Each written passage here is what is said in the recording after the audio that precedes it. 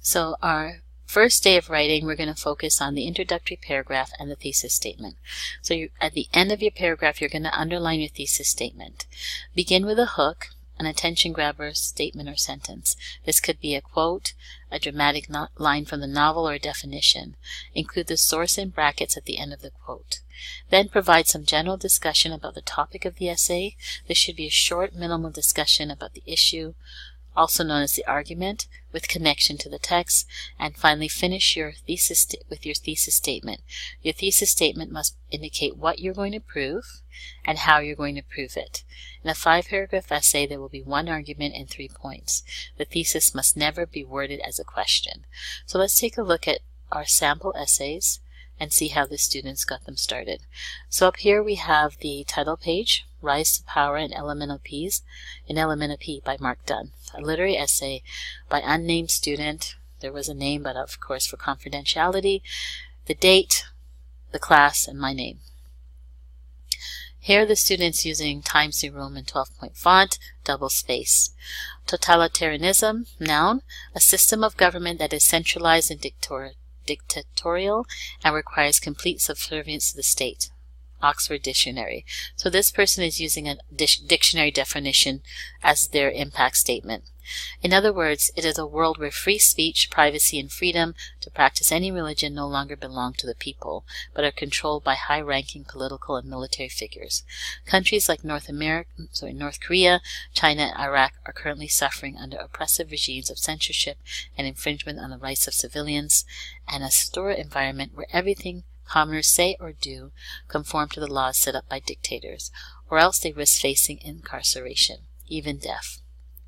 Over the years, this issue has been discussed in many literary works, including Mark Dunn's novel, Elemental P. So you can see the transition from the general discussion here down to getting to the novel.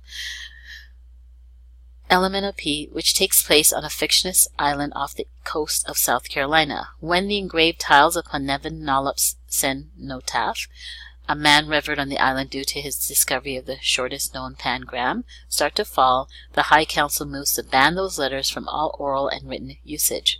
By examining the origins of dictatorship, its aims and goals, and the methods tyrants use to preserve as well as increase their power, it's possible to determine that Elemental P constitutes a good example of a totalitarian regime. So you can see here in the thesis statement, the person is going to have, they're going to be talking about the origins of dictatorships. I'll just put this, don't colorize yours, I'm just putting this here so that you know these are the points. The methods tyrants use to preserve, as well as increase their power.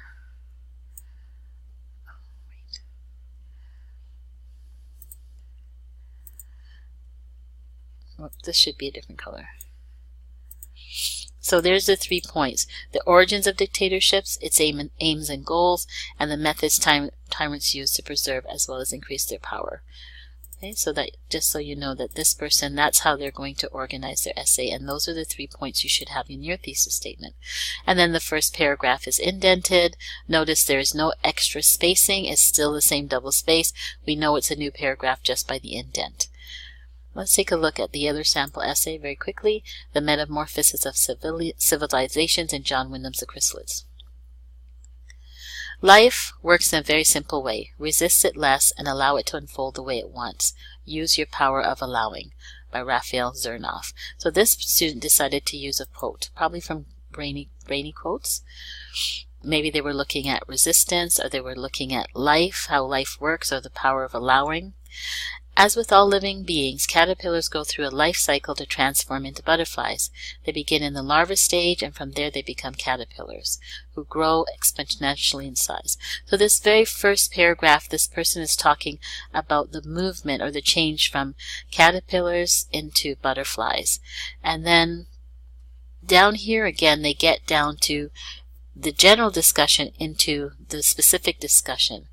The caterpillar life cycle is similar to how human civilizations grow and change over the course of thousands of years. Some civilizations prosper and continue to thrive, while others never grow and some even disappear. In John Wyndham's The Chrysalids, John Wyndham's Chrysalis depicts a few societies that go through many changes over time. As the story progresses, you can see how the stages of metamorphosis from caterpillar to chrysalis to butterfly parallel with the transition from old people to whacknut to Sealander society. Okay. So that's your goal for your introductory paragraph.